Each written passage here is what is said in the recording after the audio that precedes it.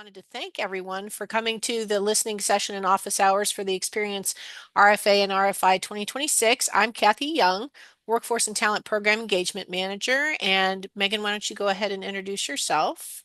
Hi, everyone. My name is Megan Argo, and I'm also a Workforce and Talent Program Engagement Manager, and I'm really excited to see everyone here today.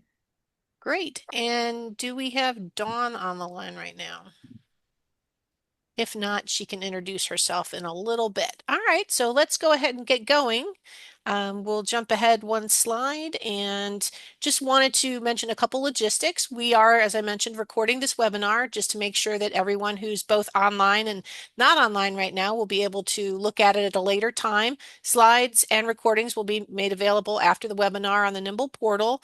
We do ask that you hold your questions until the end to facilitate easy recording, but definitely we want to hear your questions and feel free to add them to the chat for safekeeping. We're definitely going to have time at the end of the session for those questions. So feel free to chat those in as we're going through all of the different things. So just a quick note, even before we get going for our industry partners, we wanted to mention that NIIMBL can definitely help broker connections now before anyone has submitted applications or later after teams have been selected. If you're an industry member and you're interested in hosting a session, definitely reach out to us. If you have academic or nonprofit members in your backyard and you're interested in hosting a session and maybe seeing if you could spur them on to have them, put in an application for becoming a team, let us know about those, let us know about those organizations and pass those names along to us, and we'll try to make connections.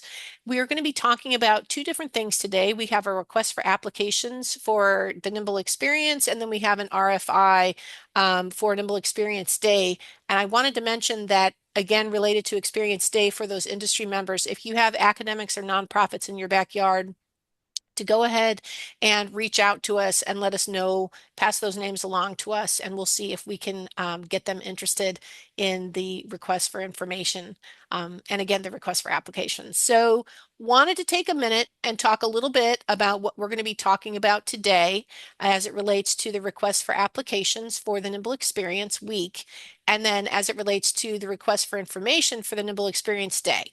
Not going to read through this whole thing, but essentially the RFA, we are looking to solicit detailed applications for funding to conduct NIIMBL Experience weeks with teams. And so teams would have to, if interested, submit a detailed proposal, including what their plans would be, timelines for the program, what they would like to do. And that would lead to the selection of potentially of the proposal for funding based on those submissions. That is different than what the NIIMBL Experience Day request for information is that we're also asking for. We're looking to gauge interest from our member community about a NIIMBL Experience Day. And Megan will talk about that a little bit later about what that is and what that would encompass. But basically, we're looking to shape the scope of a future request for application for the NIIMBL Experience Day program. And right now, we're just focusing on the collection of information, ideas, and suggestions from interested parties without requiring any kind of detailed proposals for Experience Day.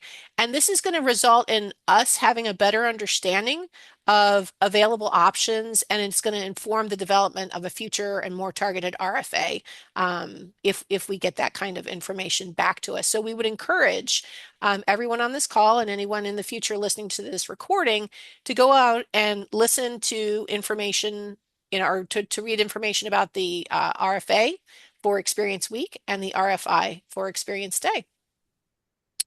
So now I'm going to hand it over to Megan to talk a little bit about the RFA for Experience Week. Good afternoon, everyone. So we're going to just go through a couple of things with NIIMBL Experience Week.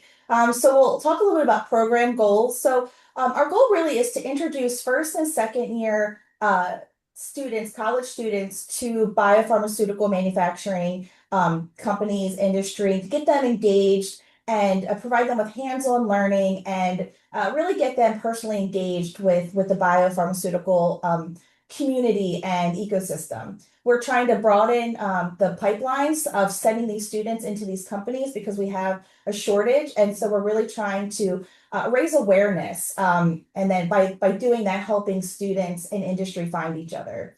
And then we're also we want to allow students or reach students we wouldn't normally reach.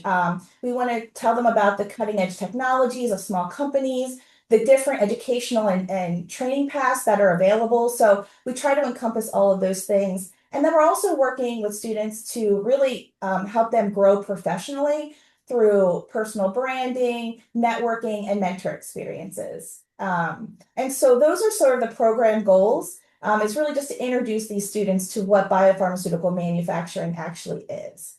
Um, we are looking to do this across the region. So we have different experience programs going on right now. And so we've really tried to hit different parts of the United States. And then we're also engaging with different professional societies as well. So each team will have a portion of a professional society aspect to their week. Um, and so those are the program goals we're focused on right now. But a little bit about the history of NIIMBL Experience. So this was created in 2019. NIIMBL led this program for the first 3 years, but over the last 7 years, we've really been able to expand this into a national model. And so currently we have 7 teams running at the moment, all across the country. So we have New York, North Carolina, Puerto Rico, Indiana, or Texas, Philadelphia, and California. And so we're really looking to expand those locations. And so with that being said, we've been able to reach a large number of students during those weeks and really kind of immerse them into what biopharmaceutical manufacturing actually is. And so again, they're doing a lot of different activities with these programs that span over a range of different roles and responsibilities within that ecosystem. Kathy, John, I'm just going to stop really quick and say or ask if there's anything you'd like to add to this. No, Megan, I think you did a good job kind of hitting the highlights of experience. I just would want to say how humbled I've been being a part of it from the beginning and the entire NIIMBL crew being able to participate and take lead during the first 4 years of experience running it ourselves and then handing it over to our regional teams to run. We had 39 students as as indicated here during the first 4 years that Experience ran it, and to this year, hopefully we're going to have all 100 students show up in June. It's just been this incredible learning experience. Our industry coming along with us, and our team members, helping out along the way, and kind of just I consider it kind of like rowing a boat, and everyone's rowing the same direction. It's just been very exciting to see Experience grow and develop it the way it has. So just I love to talk about it. Just wanted to mention that. Thank you. And that's a great point. And I think one thing I'd also like to mention too is that the week usually happens in June. So right now we have 5 teams that will run in the first week of June, and then we'll have 2 teams run in the last week of June. So we typically try to do that week in June, as been the history of the program.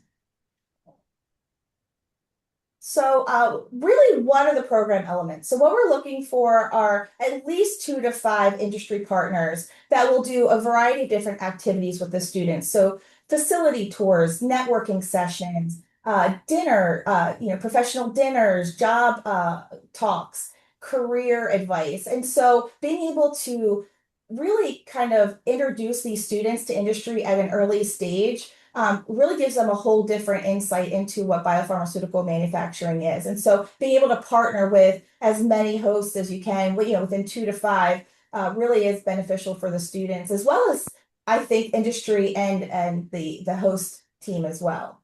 And so what we're trying to do is, in addition to introducing them to industry, provide them with hands-on training, give them some experience in seeing what it is to be in this biopharmaceutical manufacturing world. And students at different locations will do a variety of different things. So whereas one team may focus on one certain aspect, maybe big data, another team will focus more on, say, drug delivery, and different pathways. And so what we're trying to do is give them a broad sense of different jobs and things that they could do. And we're also exposing them to different professional associations, which is really important, I think, for professional development. So each team will have at least one professional association come visit, do maybe a personal branding talk or how to use social media to advance your career and things like that. So those are some of the program elements that we're looking for, we've seen in the past. And so it's worked out really well for us, and our students have benefited greatly from this as well. I don't know, Kathy, if there's anything else you wanted to add to that. Nope, I think you hit all the highs. All right, let's move to the next one. So this is what a typical week would look like. And so this isn't any specific location. So what we're just trying to show you is where those industry visits might fit in, where you would maybe put a resume writing workshop, and then showing where some of those hands-on activities have fallen in. And so it provides a balance for students so that they get maybe a little bit of that biopharmaceutical background, and then they move into, say, a hands-on activity, or they do an industry visit and then they go into reflections. So I think it's nice to have a nice balance of what that week would look like. And so again, touring facilities is really important just so that they can see what it's like to be in a facility like that. I think it's very inspiring to them. And so then, engaging ببین یه again with. تراک گنده دم چیزمون پارک کرد فکر کنم So with that being said, I'm going to go ahead and we'll move on. We'll talk a little bit. So in terms of, program elements, when a team is funded, once we've selected those teams, NIIMBL and the teams will do student recruiting. And we try to recruit from local colleges, universities within your region. But truthfully, we're recruiting across the country. And so any recruiting that the teams do and that we do all benefit the students and the programs themselves. And we look for cohorts between 8 and 15 students in each team. So for this year, we have roughly 100, we're anticipating 100 students for this year. And hopefully we don't have any, we keep those numbers steady. The big, I think for us, one of the most important things is that this is free for students. Every aspect of this is free. So from their travel, flights, train, car ride, to hotel, meals, transportation to and from events, all of that is covered through the program. And so we really want to kind of minimize any out-of-pocket expenses for the students so that they're not experiencing any hardship. And then at the end of that week, so once they've been through all of that, they'll receive a $1,000 stipend that's paid to them by the program through NIIMBL funding. So, and I'm just going to really briefly show some photos. This is from our past last year, 2024. This is one of our teams, and Houston's represented in there as well because I can see the UH at the bottom. And so what we're showing here is personal branding workshops, different employee engagement, industry engagement, hands-on activity that the students have completed while they were there. And I think it's just a fun way to kind of see what they've been up to. And then this is an actual schedule from NC State last year. So again, you'll see the different activities. So up and downstream lectures, and then they're going to site visits and their resume and professional skills workshops. So a lot of different activities included in this week, which I think provides them a very holistic view of the biopharmaceutical manufacturing industry. And Kathy, do you have anything to add or before I turn it over? No, I think that's a great snapshot. Definitely keep the students busy all week for sure. And again, different teams do different things, but this is the kind of the core of what you would see from experience to experience as Megan outlined. Absolutely. And with that, Kathy, I'm actually going to turn it over to you. For this. Absolutely. So I'm going to talk through timelines a little bit as it relates to the RFA process and what teams usually see. The RFA opened on May 1st. The listening session is happening today. Proposals for the RFA are due on July 10th. As I mentioned, the teams are selected by October 1st. Kickoffs are at the beginning of October, and then we pivot to what the teams will be doing after that point in time, which is recruiting students. Applications for students will be due next February.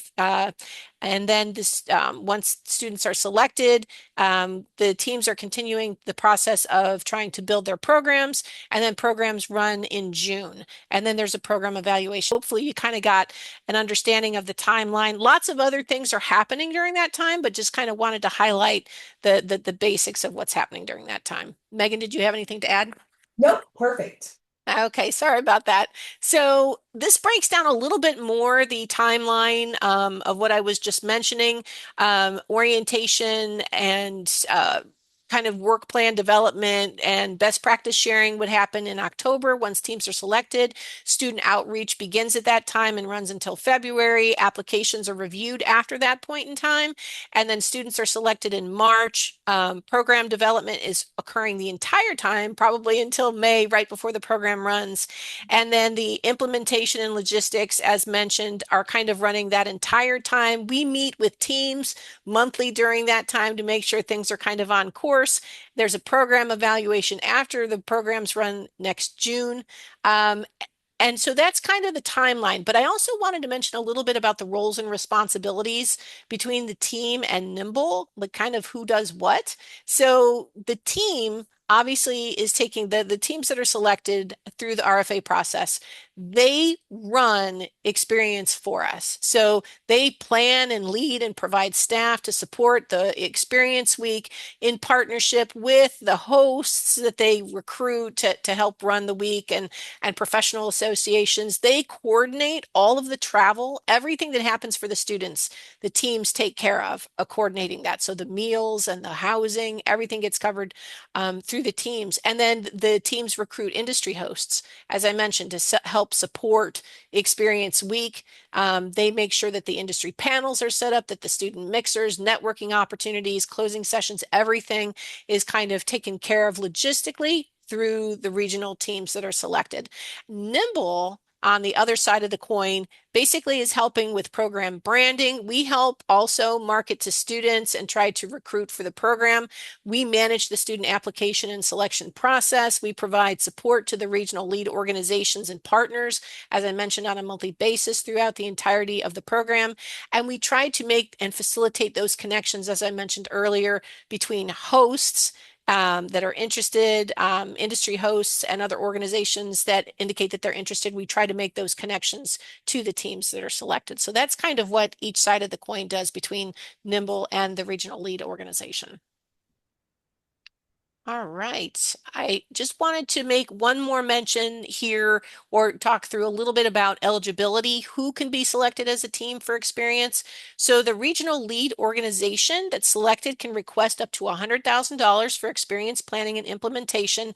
Applications for regional lead organizations are only accepted from NIIMBL members, either academic or nonprofit, who are in good standing. And applications, if possible, should identify industry partner organizations or other partner organizations that may be known at the point that the RFA deadline happens and the actual proposal is submitted. And we did want to mention also that high cost share ratios will be reviewed favorably. And more on that later if you have questions. But that's kind of the outline of partnership and eligibility, Megan. So if there's anything else, you can add that in or I'll hand it back to you. Okay, great. So we'll talk a little bit about the application elements and the evaluation and how we choose teams. So we're looking for a regional program description narrative. We'll definitely need a project budget and a total project cost justification breakdown, bio sketches from your team, and then the sub-recipient commitment form. Boy, that was a tough one. And then we'll need letters of support from your industry hosts as well, just stating that whoever you have identified at that time, that you'll be able to work with them. When it comes to evaluating that, we will again look at the region and location. So we're trying to expand, and so in terms of where you're located, that we'll evaluate that. We will review sort of what your regional model goals are and the ability of your partners to meet our goals and our requirements and touch points and just make sure that we're aligned there. And the breadth and the number of industry hosts that you have identified will play a role. We will look at previous successes of students, outreach, and summer camps related to your program. And then we'll look at budget and any cost share that is being provided. And again, high cost share ratios are reviewed favorably. And so that's sort of what, the application elements versus how the evaluation will take place here at NIIMBL. And so the regional program description narrative, really it should be a maximum of 3 pages, single space, 11-point Arial font, 1-inch margins, and it should include the following things listed below, which would be the proposed program design that's aligned with the RFA. So again, key partners, what hands-on training components you'll be offering, what professional societies you'll be working with, and any anticipated industry hosts. We'll be looking, we'll want to see what your student recruiting and outreach plans are, including any of the local schools that you plan to recruit at. And then we'll also be looking at the logistics, the infrastructure. So housing, what is budget for housing, food, transportation, and things like that. And then we'll also be looking at how the proposed program integrates with existing regional and organizational goals. And so those are the things when you're kind of putting together that description, what you'll want to include in that. So the subrecipient commitment form and support letters. So just to touch a little bit on what is needed here. The subrecipient commitment form it's the authorized official at the lead org. You just have to complete that, sign it, and return that.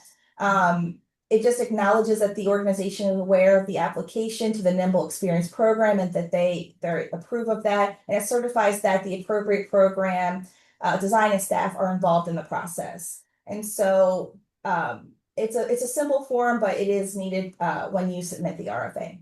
So for letters of support, again, should come from an authorized official at the identified industry professional academic partner. So we'll definitely need that. And it includes acknowledgement of their willingness to participate. And again, as you're developing your RFA, you may not have those folks, confirm, but just having an idea and even a general commitment from them is what we're looking for. Contact name of the person involved at the industry, and then their phone number and email as well. Kathy, John, anything you'd like to add? Nothing in specific for the questions about proposals as it relates to if there's any questions at the end with recipient commitment form or letters of support. We do have Dawn Jory on, and so if there are questions about that a bit later, she'll definitely be able to answer those. Okay, and with that, I'm actually going to turn it over to Kathy, who will talk a little bit about the RFI for Experience Day. Awesome. Thanks, Megan. So wanted to take just a couple minutes and talk through the NIIMBL Experience Day RFI. We're super excited about this. This is new for us this year.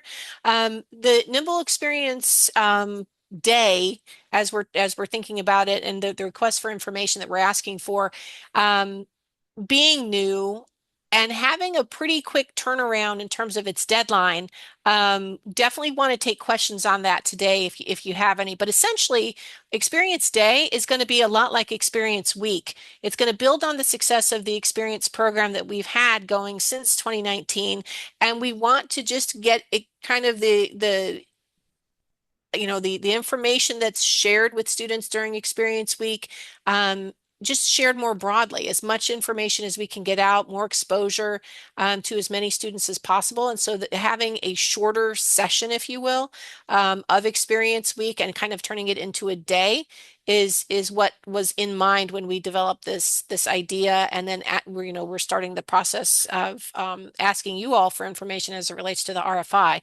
So we're looking for as I mentioned, the same things from Experience Day as we do for Experience Week. So increasing awareness of the biopharmaceutical manufacturing industry, providing hands-on to students, fostering connections, giving them networking opportunities, having industry involved during that Experience Day.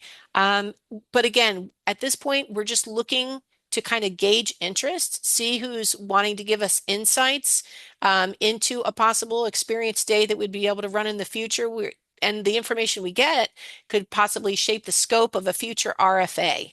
We're not looking to fund anything yet. We're just looking to collect information. So we're looking for kind of just a really easy information gathering from you all and anyone who listens to this later who'd be interested in submitting to the RFI process, kind of a two-pager to gather insights. Interested parties who could, reply to the RFI would be very welcome to us. We don't intend to be prescriptive regarding what you come up with for Experience Day, what the exact program structure would look like. Because this is new for us, we kind of have an idea of what it would look like, but we would love to get information from anyone who's interested in putting in for an Experience Day. We would be looking to get, a well-identified local or regional target audience, but it doesn't have to be college students in this scenario. It could theoretically be high school students. It could be veterans. It could be teachers. It could be guidance counselors. Expose them to biopharmaceutical manufacturing careers, work environments. So if there could be tours or panels, discussions, presentations, networking opportunities, hands-on activities, really just anything that you could think of. If you'd like to submit for the RFI, we would love to be able to see what you could come up with. And again, it's not a funding opportunity. This is not a solicitation as an RFA would be, but we did want to throw this out here and let people know that this is open until June 2nd. Next slide. Program goals, again, as I mentioned, is very similar to what the Experience Week is. We're looking to grow the domestic industrial base, introduce people at all skill levels and all backgrounds to career possibilities, broaden company talent pipelines, empower individuals to understand the ecosystem, and support career exploration and mentorship. So don't want to dig too deep into this, but would just love to say as much information as we could get from you all. If you're interested in putting in that two-pager, we would love to have it from you so we can start gathering this information for an Experience Day.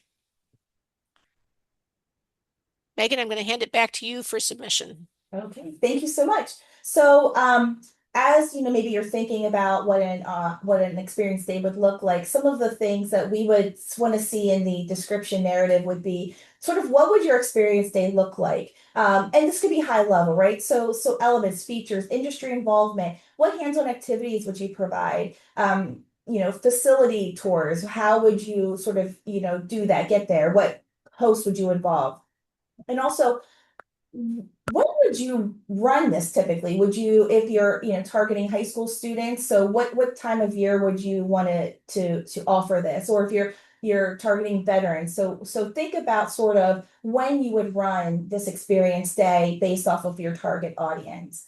And then, I guess identifying who that target audience is. So again, it doesn't have to be first and second year college students. It's really open to any audience that you think would be beneficial in knowing about biopharmaceutical manufacturing. So again, guidance counselors, teachers, high school students, veterans, all of the above. And so so things to think about with these target audiences are, what are their backgrounds, their levels, and sort of what would that day look like based off of those factors? And then how would you identify and then recruit those audiences? So again, nothing, very, not a hard lift. We want this to be is 2 pages, right? So, we want you to sort of think about that, but it doesn't have to be extremely detailed. And so those are some of the things that we're looking for. We're also looking at how many individuals do you think you would anticipate having in your Experience Day program?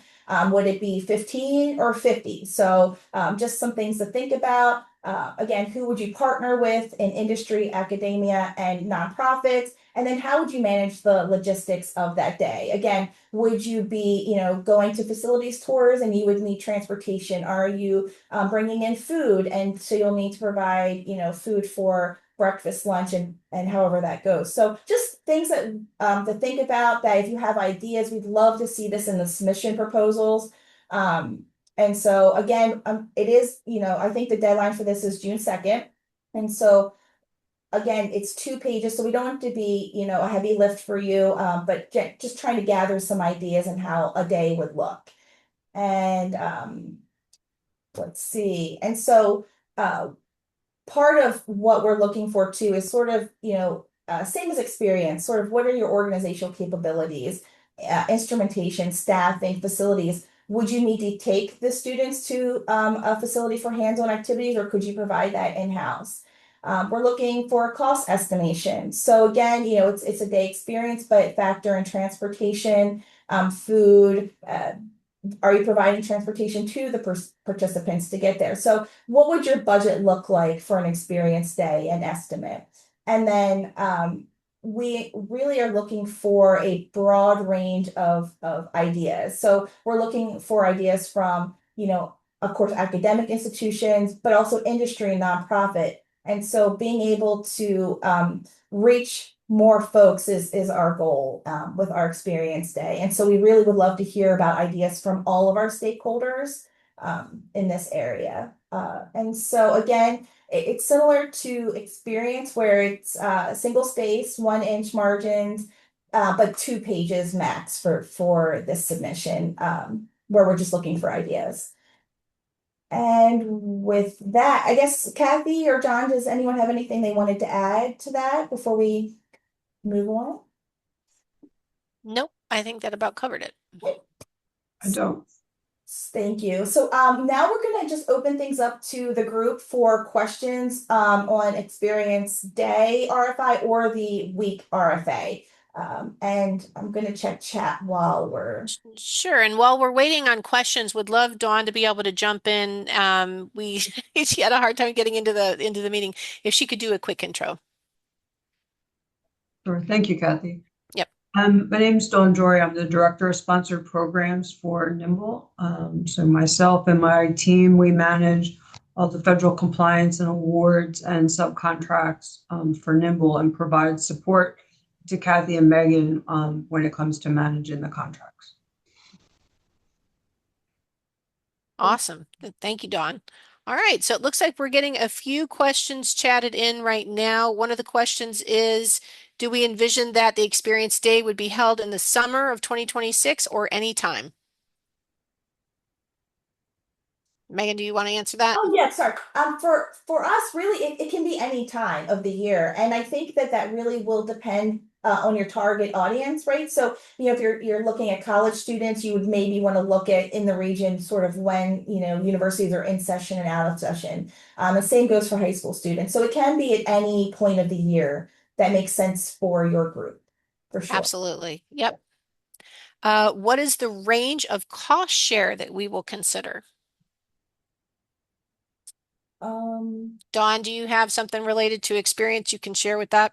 So there's no requirement, correct? So Correct. it's, we say it's reviewed more favorably. So usually what I say to people is, if we've capped how much money you can ask for, but your scope of work and your need requires more actual dollars, then that's where your cost share would kick in. So your total budget, NIIMBL cost and cost share, should actually be a reflection of the work that you need to do and the things that you would incur cost for.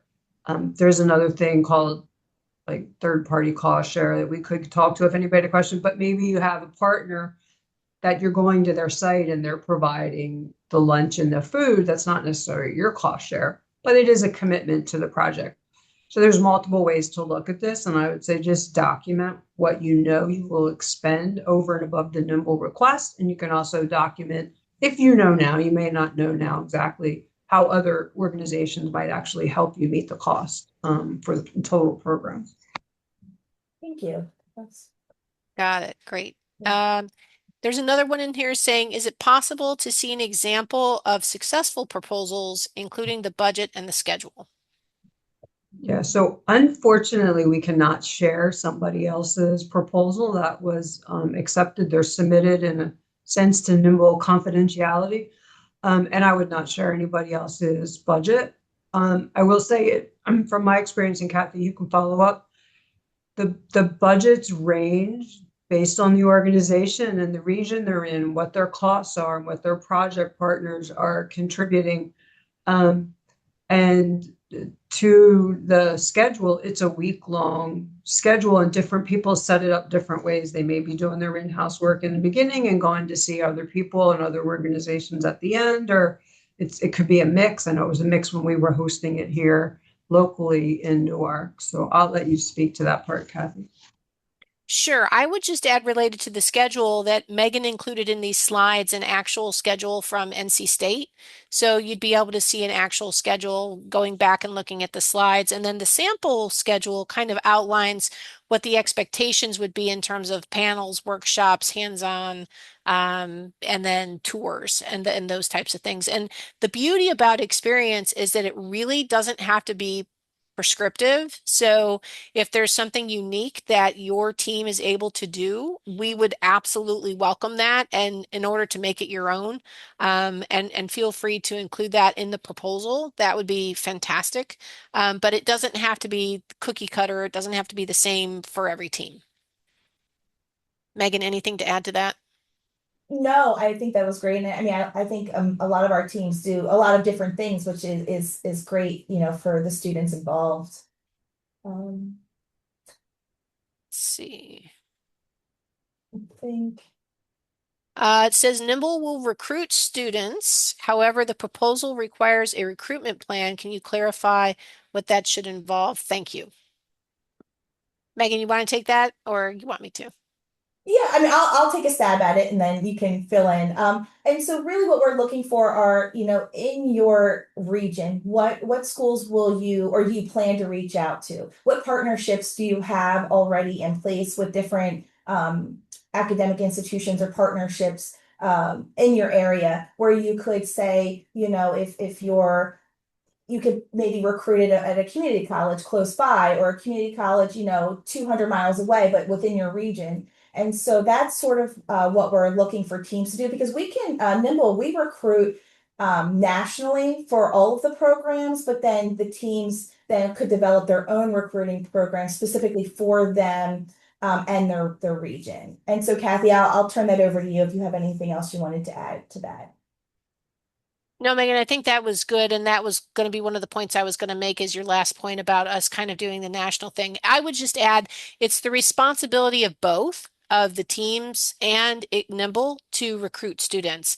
So as Megan mentioned, kind of the regional recruitment locally, if you're able to do that, you have contacts, other things that your team might have to allow you to recruit students. NIIMBL is not a student-facing organization. So we rely on different channels to recruit students than a team might, who might have insight or access to a student base or student population that we don't have. So I guess my answer would be that it's both parties' responsibilities. So for the proposal, just identifying those different, institutions, that's sort of what we're looking for. Who do you plan to reach out to and recruit to from your area? Yeah. I think that was the last question we had in chat. So I don't know if anyone has any questions they have in addition to those. Yeah, welcome to just shout them out if you have any. You can type them in. These are just some ideas of where you might have questions, some, kind of conversation starters up on the screen right now.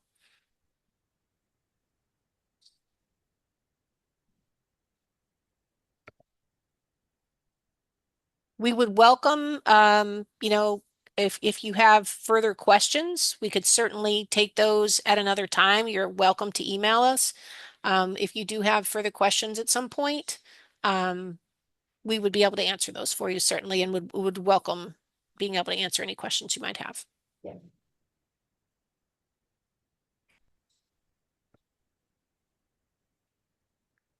All right. Well, not hearing anything, Megan, do you think we should wrap this up? I think so. Unless anyone has any last minute questions, we can give everyone back a few minutes of their day. Oh, yep. Thank you very much. Well, thank you. Oh, Oh, so sorry, so I do see another question in here. I understand that Experience Day is not a funded program. how can NIIMBL be involved, or how does NIIMBL involved? So we're not doing a day yet. We're gathering information on an experience day. So this is not a funded process yet. It may turn into that down the road where we may open up a request for applications at some point, but this is literally just gathering information, Kumar, on experience day. So we're just looking to start getting ideas from folks on what an experience day could look like in their region. Yeah, Kathy, I'll add just in case, we have funding for the program. We're Yes. collecting information on how best to run it. Yes. Thank you, Dawn. Yes, Mhm. thank you. Yep. Awesome. All right. Well, if that is all of the questions, I would really want to thank everyone for being here today with us. Dawn, thank you very much. We appreciate your time as well, and Kathy and John. And so if anyone, in the future, in the next couple of weeks, as you're putting a proposal together, if you have questions for the RFA or the RFI, please send us an email. We're always here to help as we can. And I, again, appreciate your time, and we look forward to seeing your submissions. Thanks so much, everyone. Thank you.